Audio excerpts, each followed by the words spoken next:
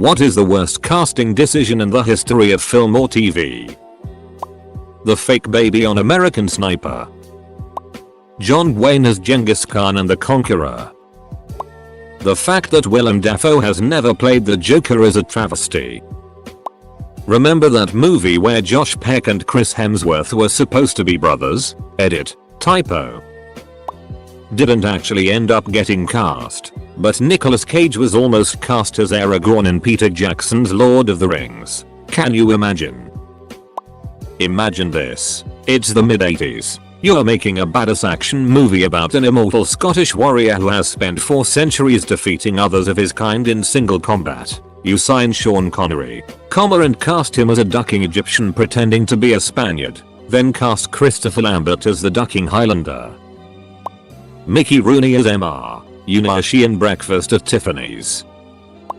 8 years ago I said Chris Evans as Captain America. I stand corrected. Valerian. Both leads were horribly miscast. They looked like children not adults and I never bought them for a second. I think with different leads the movie could have worked and not been a financial disaster. Topher Grace as Venom. What were they thinking? Everyone in The Last Airbender. Bonus points for also having terrible screenwriter and director decisions. Jesse Eisenberg as Lex Luthor. Guy is talented, but man was that performance awful. Milhouse Van Houten as Fallout Boy. Because of his disappearance when filming, the movie was scrapped and the producers went bankrupt. Moyes registered Sines Arias as Bonzo in Ender's Game. The bullying scenes don't work when Bonzo is half the size of Ender. Whoever was put in charge of casting Valerian. I loved the world building and the plot. It was pretty well written, but damn the lead screwed it over. Abigail Breslin as Baby in the ABC Dirty Dancing remake. It was ducking awful. I really disliked Leto as the Joker. Also Edward G. Robinson as Dathan on the 10 Commandments has always bugged me. Where's your Messiah now? Nya. Dakota Johnson and Jamie Dornan in 50 Shades movies. Painful how little chemistry those two had. Remember that time on that 70s show where they replaced Laurie and didn't expect anyone to notice? Will Smith's kid in Day the Earth Stood Still. Not casting Danny DeVito as Pikachu in the new Pokemon movie. Nicole Kidman as a neurosurgeon in Days of Thunder. She was 23 at the time and there was absolutely nothing neurosurgeon-y about her. For a cameo, Jimmy Fallon in Band of Brothers. Takes me right out of the scene. Oddly enough, you'd think David Schwimmer would do the same, but he totally knocked that out of the park. John Malkovich in Being John Malkovich. I didn't find him believable. Everyone in the Percy Jackson movies being way too old, plus being too lazy to give Alexandra Daddario not even getting a wig out on to make blonde a blonde wig to play Annabeth. At least, edit, fixed my English. IDK what I was even trying to say. Eric Foreman as Eddie Brock. Kristen Stewart as Snow White. I get that she was supposed to be edgy but really? Maggie Gyllenhaal as Rachel in The Dark Knight. I couldn't let that go. Like it might have been fine if she played Rachel in both movies, but pretending that she's supposed to be Katie Holmes in The Dark Knight was just bizarre. Ashton Kutcher in 2.5 Men. Paul Schneider as Mark Brendan Oixa in Parks and Rec. The role itself was terrible, but he was also not a great fit to even attempt to make it work. He was not believable at all at this ladies man and felt uncomfortable in every scene. Then in contrast you have Chris Pratt as Andy, who was supposed to be a character you didn't like, but Pratt was able to make the character great enough that he wasn't written off after the first season as planned. Michael Huesman as Dario Naharis in GOT. He is a good actor but when they already had introduced the character with Ed Skrein it just ruins that character because every time I see Dario I will think that isn't the real Dario Naharis. Shia LaBeouf as Indiana Jones Jr. I don't dislike the guy and think his meme-only status is a little undeserved. Before 2008 he seemed to have this niche as reluctant underachieving heroes. He was good in Constantine, and he was good in the film adaptation of Holes. Despite not being overweight like in the book, In Transformers he was completely believable as a guy screaming for his life with giant robots fighting around him. But in Kingdom of the Crystal Skull, he's supposed to be this tough motorcycle guy spouting one-liners. I remember thinking to myself that I could honestly beat this guy in a fight. I was ready to throw hands with a fictional character to prove a point. The girl who played Lily Potter in DHII. How many times in the book does it say that Harry has Lily's green eyes, and then they cast a kid with brown eyes? It annoys me every time I watch it.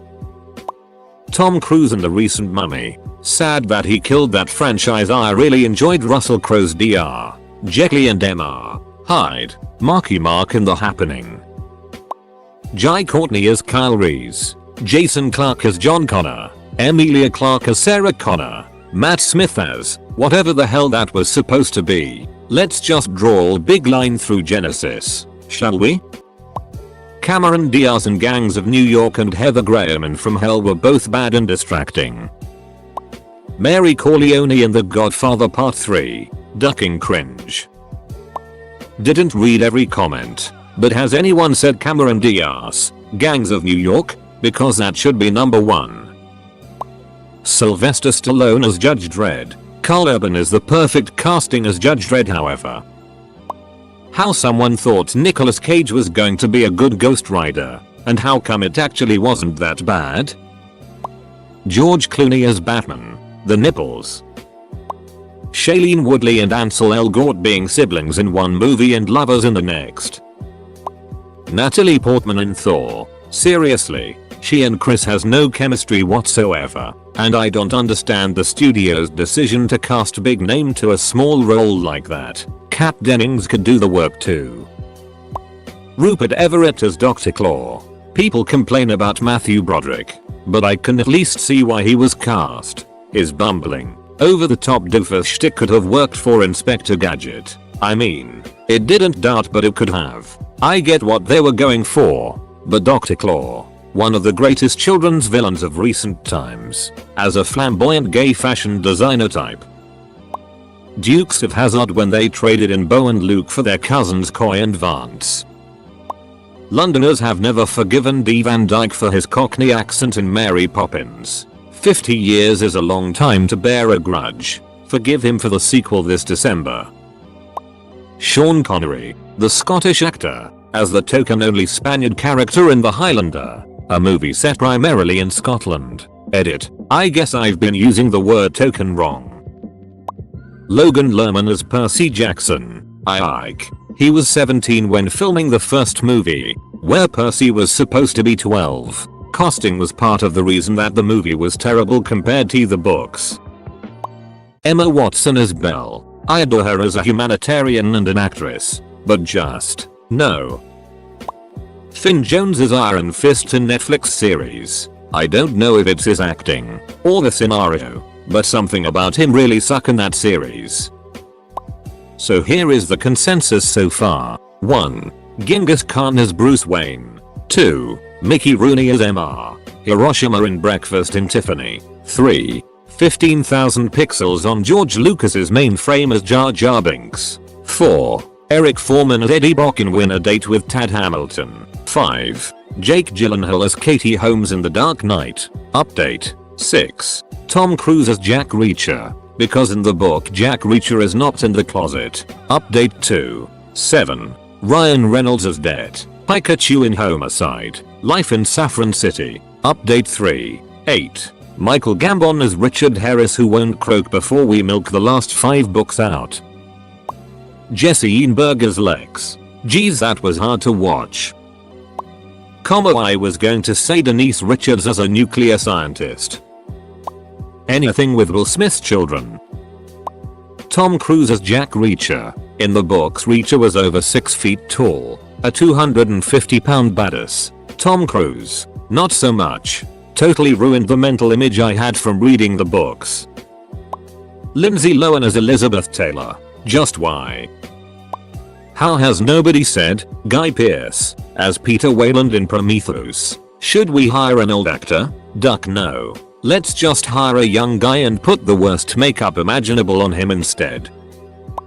Allowing Chris Evans to quit being Captain America. New live-action Kim Possible cast. The fact Danny DeVito hasn't gotten to be Spider-Man yet. Russell Crowe as Javert. Couldn't sing, couldn't act. Javert's supposed to be menacing, but it was more like your 7th grade history teacher dressing up to explain Napoleonic France. Tom Cruise as Jack Reacher. The character is 6'5" in the books, but they have some tiny dude playing him. That being said, Cruise did a wonderful job portraying the character. On the opposite spectrum, Hugh Jackman as Wolverine. Hugh Jackman is 6'3". Wolverine is 5'2" in the comics. It's a terrible miscast, but he did a great job as Wolverine, even with the handicap of being too big for the role. Scarlett Johansson in Ghost in the Shell. What the duck is Keanu doing in the company of Anthony Hopkins, Gary Oldman, Richard E. Grant, and even Winona Ryder in Coppola's Dracula? Similarly, Keanu as Don John in Much Ado About Nothing, Branagh, Emma Thompson, even Michael Keaton all work. Keanu doesn't. Keanu is good in the right roles. I'll vouch for A Scanner Darkly, but these are not the right roles. As far as TV, casting an Indian English actor, Naveen Andrews, as Iraqi Saeed Jarrah in Lost was pretty bad, though fortunately Andrews is a good actor and salvaged the role as best he could. He was one of my 2 favorites, but he doesn't look Iraqi at all, obviously. Molly Ringwald as Franny Goldsmith in The Stand. I could barely finish it because of her terrible acting. Remember when they cast a bunch of white people in the Dragon Ball movie? That. Topher Grace as Venom. I can still feel the disappointment in that casting decision. Definitely Denise Richards as DR. Christmas Jones. Pretty sure she learned her lines right before they said action. Tom Hanks as Robert Langdon. Langdon is supposed to be 6'. Tom Hanks, as much as I love him, is not 6'. When they replaced Roderick on Diary of a Wimpy Kid. Michael C. Hall as JFK in The Crown. That accent was unfortunate. I love him and everything else. Benedict Cumberbatch as Khan in Star Trek Into Darkness. Seriously, Khan was not a tall white guy. Let's face it, Jason Momoa was born to play that role. I can't believe they didn't use Mads Mikkelsen for Euron Greyjoy in GOT. Instead we got a baba-faced frat boy spewing D jokes 24/7. I mean, come on. That one weird looking white dude in that Michael Jackson thing from a while ago. I forget the name, but he was an awful choice for MJ. Edit, Joseph Fiennes. Jake Gyllenhaal as the full stop Prince full stop of full stop Persia.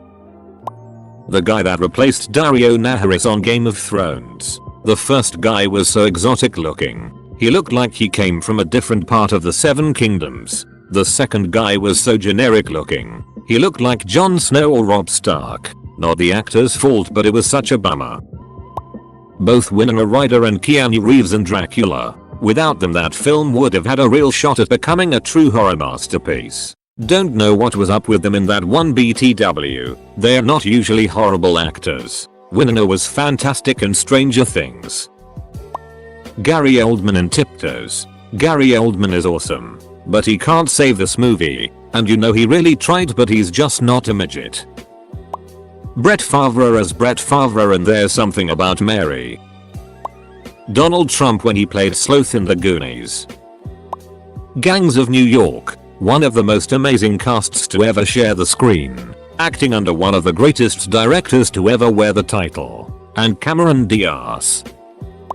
Michael Gambon as Dumbledore. Never read the books and butchered the character Imo. Everybody points to the "Did you put your name in the Goblet of Fire?" which is the most obvious example, but just his portrayal of the character from top to bottom felt wrong. Book Dumbledore was always calm, serene and whimsical even in very serious situations. Gambon's performance was one filled with annoyance and anger that just seemed antithetical to my understanding of the character of Albus Dumbledore. I thought Richard Harris' portrayal was much truer to the books. Johnny Depp as Grindelwald. Johnny Depp as Willy Wonka. I still want a movie with Christopher Walken as Willy Wonka. Putting well-known pop star and goofy-looking ducker Ed Sheeran and got was a choice. Johnny Depp as Tonto in The Lone Ranger. Emma Stone as a Chinese woman in Aloha. Kirk Lazarus as Staff Sergeant Lincoln Osiris. I mean, he wasn't even black. Michael Gambon as Dumbledore.